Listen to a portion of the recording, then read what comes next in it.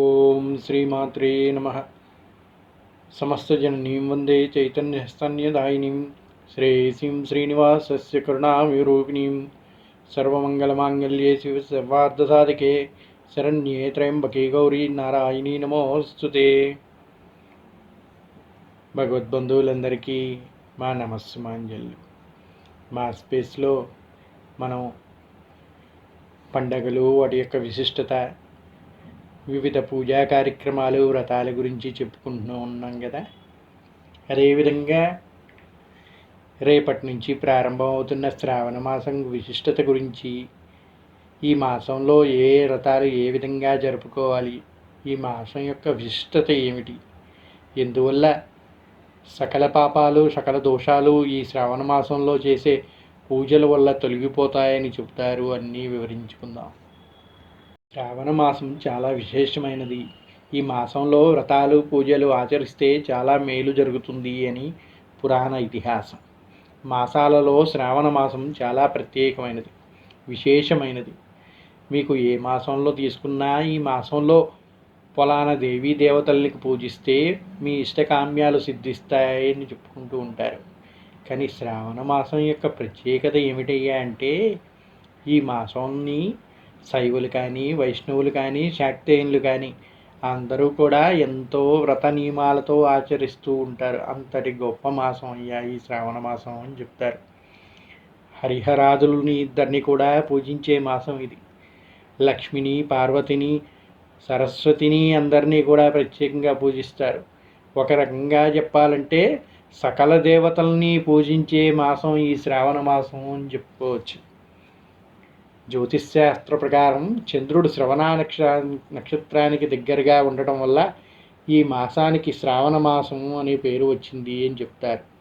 మరొక విశిష్టత ఏమిటయ్యా అంటే, శ్రీమన్నారాయణ యొక్క జన్మ నక్షత్రం కూడా శ్రవణ నక్షత్రమేనట. శ్రావణ మాసం లక్ష్మీదేవికి చాలా ప్రీతి అయినది అని పురాణాలు కూడా తెలుపుతున్నాయి. ఎందుకయ్యా అంటే, ఈ మాసంలోనే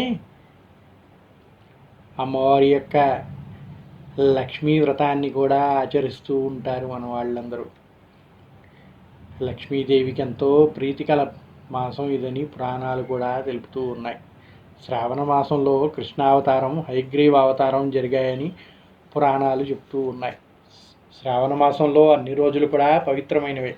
ఈరోజు, ఈ వారం, ఈ నక్షత్రంలో మాత్రమే చేయాలనే నియమం ఏమీ లేదండి. ఈ మాసం మొత్తం కూడా శ్రావణ మాసమే దైవికమైన మాసం అని చెప్పబడింది. ఈ మాసంలో ప్రతిరోజు కూడా పుణ్యమైనదే. ఈ నెలలో వచ్చే ముఖ్యమైన పర్వదినాలు మొదలు పెట్టుకుంటే, జంధ్యాల పౌర్ణమితో మొదలు కృష్ణాష్టమి, పోలాల అమావాస్య, నాగ చతుర్థి, నాగపంచమి, పుత్రాద ఏకాదశి, దామోదర ద్వాదశి, వరాహ జయంతి, ఇలా అనేక పండుగలు జరుపుకునే మాసం ఈ శ్రావణ మాసం. శ్రావణ మాసం చంద్రుడి మాసం కూడా. చంద్రుడు మనఃకారకుడు, అంటే సంపూర్ణంగా మనస్సు మీద ప్రభావం చూపే మాసం అన్నమాట. మనం ఎన్ని చేసినా కూడా సంతోషం కావాలి అంటే మనం మనస్సంతోషం పొందాలండి. అప్పుడే మనిషి పరిపూర్ణమైన సంతోషాన్ని పొందుతాడు. అలా పొందాలి అంటే ఈ శ్రావణ మాసం ఎంతో పవిత్రమైన మాసం అని చెప్తారు. చంద్రుడికి సంబంధించిన మాసం కనుక, ఆ చంద్రుడు మన మనస్సుకు సంబంధించిన వాడు కనుక, మనం మనశ్శాంతి పొందాలి అంటే ఈ మాసంలో పూజలు, వ్రతాలు ఆచరించాలి అని కూడా చెప్తూ ఉంటారు. ఈ మాసమందు రవి సంచారము, నక్షత్రములు ప్రభావం చంద్రుని మూలముగా మన మీద ప్రభావం చూపుతూ ఉంటాయి. జ్యోతిష్శాస్త్ర ప్రకారం కూడా ఈ మాసంలో రవి సంచారం కానీ, నక్షత్రాల ప్రభావం కానీ చంద్రుని మూలకముగా మన మీద ప్రభావం చూపుతూ ఉంటాయంట. చంద్రుని చార నుంచి జరగబోవు దుష్ఫలితాలను నివారించుటకు, మంచి కలిగించుటకు ధర్మాచరణములు పండుగల్లో ఆచరించటం నియమమైనది. అందువల్లే ఈ రథంలో అన్నీ మంచి జరగాలనే ఉద్దేశంతో మన పెద్దలు అనేక వ్రతాల గురించి వివరించి ఆచరించమని చెప్పడం జరిగింది. మనస్సు మీద మంచి ప్రభావం ప్రసరించి పరమార్థం వైపు మనస్సును తిప్పుకునే మానసిక శాంతి పొందడానికి, ప్రకృతి వలన కలిగే అస్తవ్యస్త అనారోగ్యముల నుండి తప్పించుకొనుటకు మంచి ఆరోగ్యాన్ని పొందుటకు కోసం శ్రావణ మాసంలో వచ్చే పండుగల్లో నిర్దేశించిన ఆచారాలు పాటించడం ముఖ్యోద్దేశమైనది. ఇంకో విధంగా చెప్పాలంటే మన ఆయుర్వేద శాస్త్ర ప్రకారం కూడా ఔషధాలన్నిటికీ కూడా చంద్రుడి వాళ్ళని వాటి యొక్క లక్షణాలు పెంపొందించి చక్కని ఔషధ గుణాలు లభిస్తాయి అని చెప్తారు.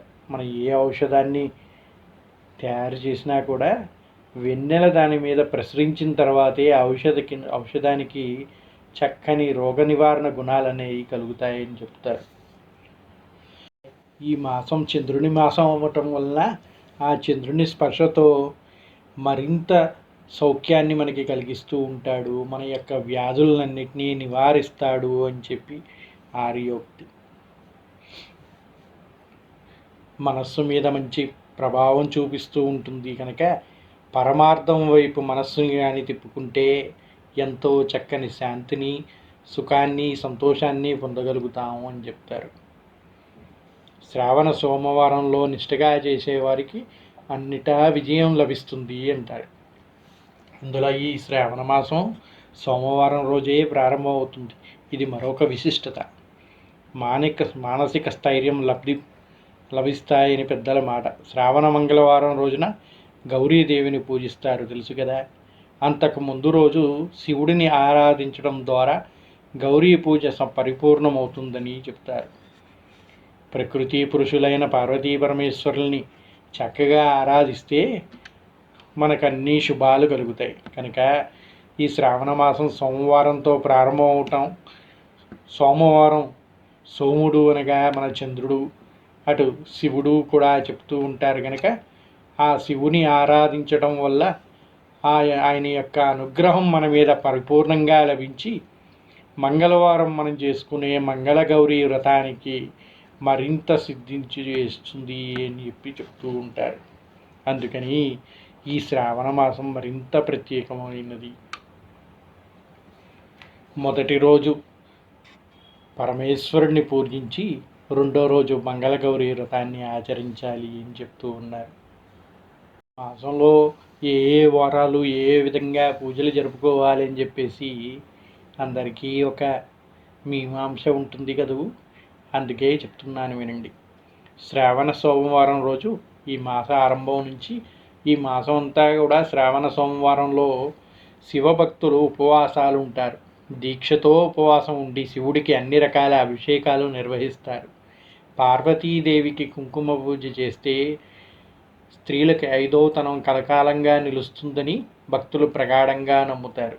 అందుకే ఆ ప్రకృతి పురుషులైన పార్వతీ పరమేశ్వరుల్ని సోమ మంగళవారాల్లో అర్చిస్తూ ఉంటారు. ఇక శ్రావణ మంగళవారం కృష్ణుడు ద్రౌపదీదేవికి, నారద మునీంద్రుడికి, సావిత్రీదేవికి ఉపదేశించిన మంగళగౌరీ వ్రతాన్ని ఈ మంగళవారం రోజు ఆచరిస్తారు అని చెప్తారు. ఈ మాసంలో ఆచరించడం ఎంతో ప్రాశస్త్యమైనది. మంగళగౌరి కటాక్షంతో ఏ స్త్రీపై ఉంటుందో వారికి వైధవ్య బాధ ఉండదు అంట. సర్వవిధ సౌభాగ్యాలతో వారు వర్ధిల్లుతారు అని చెప్తారు. కొత్తగా పెళ్ళైన వారికి తప్పగా 5 సంవత్సరాలు ఈ వ్రతాన్ని ఆచరించడం ఆనవాయితీ. అలాగే కొన్ని ప్రాంతాల వారు ఈ వ్రతాన్ని పెళ్లి కాని పిల్లల చేత కూడా చేయిస్తారు. పెళ్లికి ముందు 4 సంవత్సరాలు చేయించి పెళ్ళైన తర్వాత 1 సంవత్సరం ఈ వ్రతాన్ని నోచుకుంటూ ఉంటారు. ఆ విధంగా మంగళగౌరి వ్రతాన్ని ఆచరించి ఆ మాంగళ్యదేవి అయిన ఆ పరమేశ్వరి ఆశీస్సులు పొందాలి. ఆ తర్వాత మరో విశిష్టమైన రోజు ఏమిటయ్యా అంటే ఈ శ్రావణ మాసంలో శ్రావణ శుక్రవారం. ఈ మాసంలో పౌర్ణమికి ముందు వచ్చే శుక్రవారం నాడు వరలక్ష్మీ వ్రతాన్ని ఆచరిస్తారు.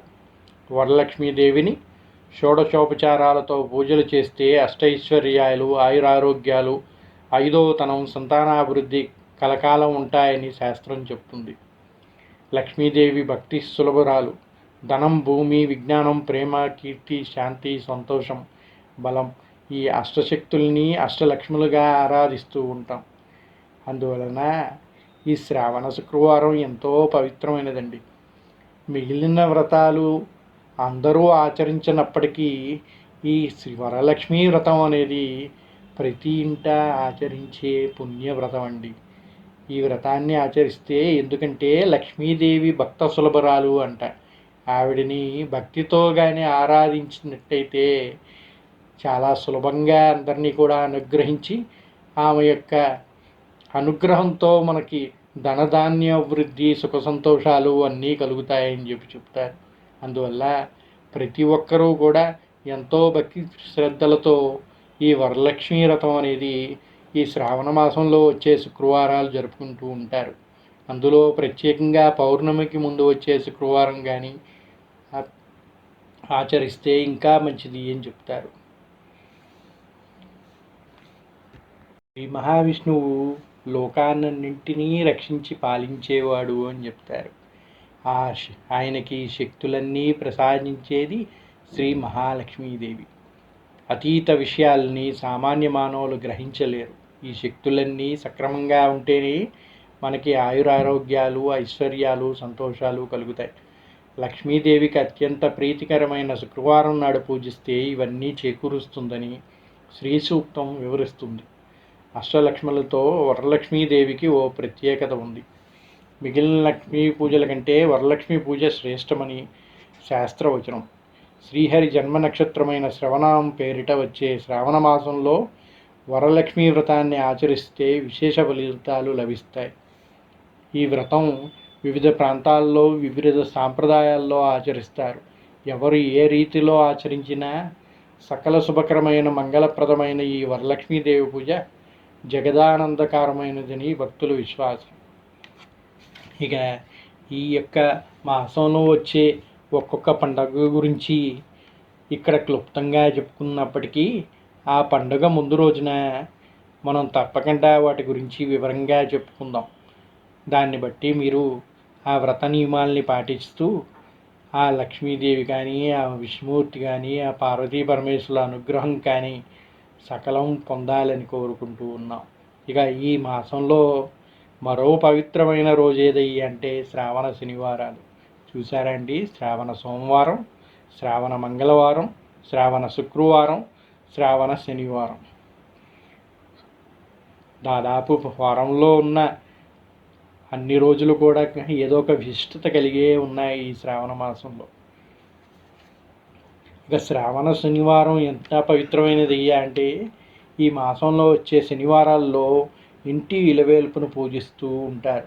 శనివారం అయినాగానే శ్రీనివాసుని కొలవటం అందరికీ కూడా ఆశ్చర్యాత్మకంగా నడుస్తూ ఉన్నది. అందులో మనం ఉన్న కలికాలానికి ఆరాధ్యుడు ఎవరయ్యా అంటే వెంకటేశ్వర స్వామి. ఎందరికో ఇలవేల్పుగా ఉన్న ఆ శ్రీనివాసుని ఈ మాసంలో కొలిస్తే మనకి సర్వశుభాలు చేకూరుస్తాడు అని చెప్తారు. ఈ మాసంలో వచ్చే అన్ని శనివారాలు చేయడానికి కుదరకపోయినా ఒక్క శనివారం అయినా పూజా విధానాన్ని ఆచరించడం మంచిది అని శాస్త్రోక్తి. ఇక మరో విశిష్టమైనది ఏమిటయ్యా అంటే పండగల గురించి చెప్పుకుంటే శ్రావణ పౌర్ణమి, జంధ్యాల పౌర్ణమి, హయగ్రీవ జయంతి అని జరుపుకుంటూ ఉంటారు. శ్రీ మహావిష్ణువు యొక్క అవతారమైనటువంటి హయగ్రీవుడు ఈ రోజును పూజించడం ద్వారా ఏకాగ్రత, బుద్ధి కుశలత, జ్ఞానం, ఉన్నత చదువు కలుగుతాయని ప్రతీతి. విద్యను అభ్యసించడానికి ప్రారంభించే పిల్లలందరికీ అక్షరాభ్యాసం జరిపిస్తూ ఉంటారు కదండి. వాళ్ళందరి చేత ఈ హయగ్రీవ పౌర్ణమి రోజు స్వామివారికి పూజ జరిపిస్తే సకల శుభాలు కలుగుతాయి. చక్కని విద్యని, బుద్ధిని, జ్ఞానశక్తిని ప్రసాదిస్తాడు హయగ్రీవుడు అని చెప్తారు. కనుక విద్యార్థులందరూ కూడా భక్తి శ్రద్ధలతో ఈరోజు హయగ్రీవ జయంతి రోజు హయగ్రీవుణ్ణి, శ్రీ మహావిష్ణువుని పూజించవలసిందిగా చెప్తారు. ఇక జంధ్యాన్ని యజ్ఞోపవీతమని, బ్రహ్మసూత్రమని పిలుస్తారు. యజ్ఞోపవీతం సాక్షాత్తు గాయత్రీదేవి ప్రతీక. యజ్ఞోపవీతం వేదాలకు ముందే ఏర్పడింది.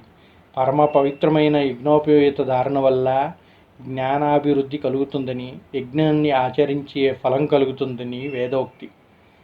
అందువల్ల వేద పఠనం చేయాలంటే ముందుగా తప్పక యజ్ఞోపవీత ధారణ జరగాలి అంటారు. ఆ అర్హత పొందిన తర్వాతే వేద పఠనంకి వారు అర్హులుగా నిర్ణయిస్తారు. ఈరోజు నూతన యజ్ఞోపవీతాన్ని ధరిస్తారు. మరొక పండగ ఏమిటయ్యా అంటే రక్షాబంధనం. ప్రతి ఒక్క అక్క కానీ చెల్లి కానీ వాళ్ళ యొక్క తమ్ముళ్ళకి రక్షని కడుతూ ఉంటుంది అని చెప్తారు. వాళ్ళు బాగా ఉండాలి అని చెప్పి ఆశీర్వదిస్తూ రక్షని కలుతూ ఉంటుంది. దాన్నే రక్షాబంధనం అంటారు. ఈ రక్షాబంధనం కట్టిన స్త్రీలని రక్షించే బాధ్యత ఆ అన్నలు కానీ తమ్ములు కానీ స్వీకరిస్తూ ఉంటారు. ఇది మరొక పండుగ. శ్రావణ పౌర్ణమి నాటి నుండి 1 సంవత్సరం పాటు ఎవరికి అండగా ఉండదలిచామో వారి ముంచేతికి మనం కట్టబోయే రక్షకి రాఖీ దైవం ముందుంచి పూజించి ఆ పూజ శక్తిని గ్రహించి రక్షకును అపర్ణ సమయంలో కట్టడం చేయాలి. అప అంటే పగలు, అపరం అంటే మధ్యాహ్నం, అంటే 12 దాటాక. కాబట్టి అపరాహ్నం అంటే 12 నుండి 3 గంటల మధ్యలో ఈ విధంగా రక్షని కడితే అంతా మంచి జరుగుతుంది అని చెప్తారు. శ్రావణ మాసం అంటే శ్రీ మహావిష్ణువుకి అత్యంత ప్రీతికరమైన రోజు కావున ఈ మాసంలో సత్యనారాయణ వ్రతాలు కూడా చేస్తూ ఉంటారు. మంచి ఫలితాన్ని అందిస్తాయని చెప్పి ఈ మాసంలో శాస్త్రోక్తంగా సాంప్రదాయబద్ధంగా సత్యనారాయణ వ్రతాలు కూడా ఆచరిస్తూ ఉంటారు. ఇక మరొక కథనం మనం కానీ తీసుకుంటే పురాణ ఇతిహాసాల ప్రకారం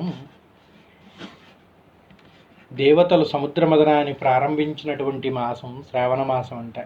ఈ మాసంలోనే సముద్ర మథనం జరిగింది అని చెప్తారు. ప్రారంభించినటువంటి మాసం శ్రావణ మాసం. శ్రావణ మాసంలో పాల సముద్రాన్ని చిలుకుతున్నప్పుడు హాలాహలం బయటికి వచ్చిందంట. ఈ విషం సృష్టిని నాశనం కారణమవుతుందని గ్రహించిన దేవతలు శివుడిని ప్రార్థించారు అని చెప్తారు. శివుడు గౌరీదేవిని చూసి, గౌరీదేవి తన మాంగళ్య బలంపై నమ్మకంతో ఈశ్వరునితో, ఈ సృష్టి దేవతలు అందరూ మన సంతానమే, వారిని రక్షించటం మన బాధ్యత అని చెప్పి శివుడిని ఆ గర్ణాలని స్వీకరించమని కోరిందంట. పురాణకాండం ప్రకారం ఈ విధంగా జరిగిందని చెప్తారు. శివపురాణంలో ఏం చెప్పారంటే సముద్ర మథనం జరిపారని మనందరికీ తెలుసు కదండి.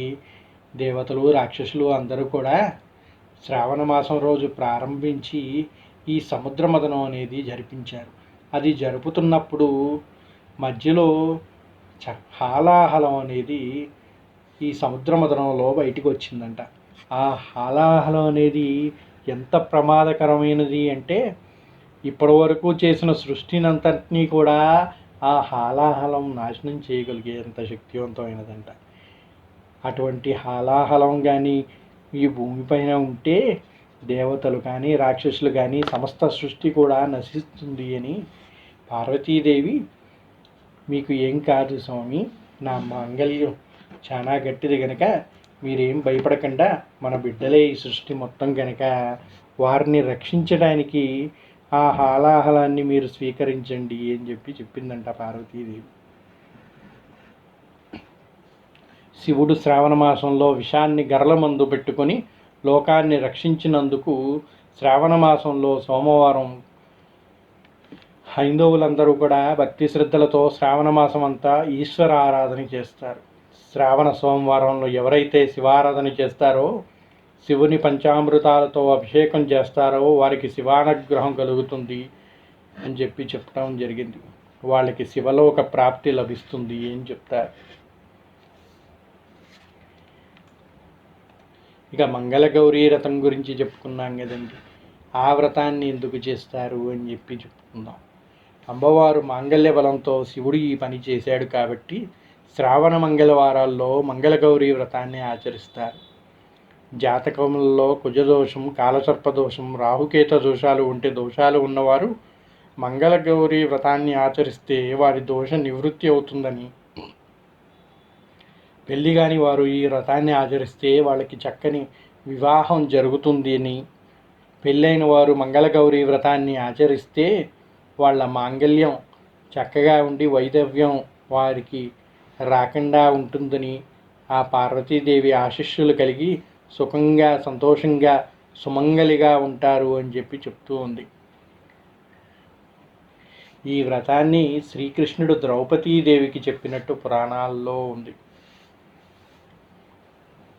ఇక బుధవారం మనం ఇప్పటివరకు సోమవారం, మంగళవారం, శుక్రవారం, శనివారం గురించి చెప్పుకున్నాం. బుధవారం గురించి చెప్పుకోలేదు కదా. ఈ మాసంలో బుధవారం మహావిష్ణువుని పూజించడం విశేషం. శ్రావణ బుధవారంలో పాండురంగ విఠలుడిని ప్రత్యేకంగా పూజిస్తారు. శ్రావణ బుధవారాలు ఎవరైతే విష్ణు సహస్రనామం వంటి పారాయణ చేస్తారో వారికి విష్ణుమూర్తి అనుగ్రహం కలుగుతుంది అని ఆర్యోక్తి. ఈ విధంగా ఈ మాసంలో ప్రతి ఒక్క వారం కూడా ఎంతో పవిత్రమైనదండి. ఈరోజు ఆ రోజు అని లేదు, భక్తి శ్రద్ధలతో ఆచరించాలే కానీ శ్రావణ మాసంలో ఏ పూజ చేసినా కూడా మీకు ఫలితం లభిస్తుంది అని చెప్తూ ఉంటారు. శ్రావణ శుక్రవారాల్లో వరలక్ష్మి వ్రతాన్ని ఆచరించాలి. మన పురాణాల ప్రకారం అష్టలక్ష్ములు ఉన్నారు. అష్టలక్ష్మిల్లో ఒకరైన వరలక్ష్మిని పూజిస్తే అష్టలక్ష్ములని పూజించినట్టే అని శాస్త్రాలు తెలియజేస్తున్నాయి. జ్యోతిష్ శాస్త్ర ప్రకారం మానవుల జీవితంలో దుఃఖాలు, కష్టాలు, ఇబ్బందికర పరిస్థితులు ఏర్పడితే ఆ పరిస్థితి నుంచి బయటికి రావడానికి ఈ వరలక్ష్మి వ్రతాన్ని ఆచరిస్తూ ఉంటారు. కొంతమంది వరలక్ష్మి వ్రతం అంటే ఆడవాళ్ళు చేసేది కదండి, మనం చేసేది ఏముంటుంది అని చెప్పి అనుకుంటూ ఉంటారు కదా. అది ముమ్మాటికి తప్పండి. అమ్మవారిని స్త్రీ పురుషుల భేదం అవసరం లేదు, అందరూ కూడా పూజించవచ్చు. ఈ వ్రతాన్ని దంపతులు కానీ, పెళ్ళి అయినవారు కానీ, పెళ్ళి కానివారు కానీ ప్రతి ఒక్కరూ కూడా వరలక్ష్మి వ్రతాన్ని ఆచరించవచ్చు. దానికి పద్ధతులు ఉన్నాయి, వివరంగా చెప్పబడి ఉన్నాయి. వరలక్ష్మి వ్రతం గురించి స్కంద పురాణంలో ఉంది. స్కంద పురాణం ప్రకారం ఒకానొక సమయంలో పార్వతీదేవుడి శివుడిని ఒక ప్రశ్న అడిగిందంట. లోకాల్లో స్త్రీలు సకల ఐశ్వర్యాలతో పుత్రపౌత్రాదులు పొందేటువంటి వీలున్న ఏదైనా వ్రతాన్ని సూచించాలి అని పార్వతీదేవి అడగగా శ్రీ పరమేశ్వరుడు వరలక్ష్మి వ్రతం గురించి స్కంద పురాణంలో చెప్పారు. ఈ వరలక్ష్మి వ్రతాన్ని శ్రావణ పౌర్ణమికి ముందు వచ్చే శుక్రవారం ఆచరించడం ఎంతో ఉత్తమమైనది అని చెప్పారు. అలా పౌర్ణమి ముందు ఆచరించలేని వాళ్ళు తర్వాతైనా శ్రావణ మాసంలో ఏ శుక్రవారం అయినా ఆచరించవచ్చు అని చెప్తారు. చారుమతీదేవి కథ ప్రకారం ఒకనాడు లక్ష్మీదేవి చారుమతికి కలలో కనబడి శ్రావణ పౌర్ణమికి ముందు వచ్చే శుక్రవారం ఆరాధిస్తే కోరిన వరాలు ఇస్తానని చెప్పిందంట. ఇలా శ్రావణ పౌర్ణమికి ముందు వచ్చే శుక్రవారం వరలక్ష్మీదేవిని ఆరాధించడం వల్ల చారుమతీదేవి సమస్త సిరు సంపదలు అందుకోవడం వల్ల వరలక్ష్మీ వ్రతానం శ్రావణ పౌర్ణమికి ముందు వచ్చే శుక్రవారం చేయడం ఆచారముగా వస్తూ ఉన్నది. ఈ విధంగా శ్రావణ మాసంలో సోమవారాలు శివారాధన, మంగళవారాలు శక్తి ఆరాధన, బుధవారాలు విష్ణు భగవాన్ని ఆరాధించడం, శుక్రవారం లక్ష్మీదేవిని ఆరాధించడం, శనివారం మహావిష్ణువుని శ్రీనివాసుని ఆరాధించడం, శ్రావణ మాసంలో శివకేశవులు అనే భేదం లేకుండా ఇద్దరిని కూడా ఆరాధిస్తూ ఉంటారు. అందరూ కూడా చక్కగా ఈ శ్రావణ మాసం యొక్క ఫలితాలని పొంది సుఖ సంతోషాలతో ఉండాలని ప్రార్థిస్తూ ఇప్పటికీ స్వస్తి పలుకుతూ ఉన్నాం. మరి ముఖ్యంగా ప్రతి ఒక్క వ్రతాన్ని ఏ విధంగా ఆచరించాలి అని కూడా మనం ఎప్పటికప్పుడు తెలుపుతూ ఉంటాం. ఈ శ్రావణ మాసంలో వచ్చే ప్రతి వ్రతం గురించి కూడా వివరంగా మళ్ళీ మీకు వీడియోలు పెడుతూ ఉంటాం. దాన్ని కూడా చక్కగా విని పద్ధతి ప్రకారం పూజించి ఆ సకల దేవతలు ఆశీస్సులు పొంది శుభ ఫలితాలు అందుకోవాలని కోరుకుంటూ శ్రీమాత్రే నమః. సమస్త జగతాం శ్రీమాత్రే నమః. సమస్త దేవతానుగ్రహ కటాక్షిద్ధిరస్తు. సర్వే జనా సుఖినో భవంతు. ఇప్పటివరకు మన ఛానల్ని సబ్స్క్రైబ్ చేసుకునే వాళ్ళు ఎవరైనా ఉంటే సబ్స్క్రైబ్ చేసుకోండి. అలాగే మన వీడియోలు మరింత మందికి అంది మనం చెప్పే ఈ పద్ధతుల ద్వారా తెలియని వాళ్ళకి కొంతైనా ఈ వ్రతాల గురించి, పూజల గురించి, ఆచారాల గురించి తెలియచేయటం వల్ల వారు చేసే పుణ్యంలో మీకు కూడా కొంత భాగం లభిస్తుంది. అందుకని నేను చెప్పిందనే కాకుండా ఎవరు చెప్పినా, ఏ సిద్ధాంతులు చెప్పినా, గురువులు చెప్పినా 10 మందికి తెలియచేయడం అనేది తప్పకుండా ఒక పద్ధతిగా పాటించాలని కోరుతూ ఉన్నాను. కనుక ఈ వీడియోని మరింత మందికి అందే విధంగా షేర్ చేసి మీ మిత్రులకు కానీ కుటుంబ సభ్యులకు కానీ మన ఛానల్ గురించి తెలియచేయ కోరుచున్నాం.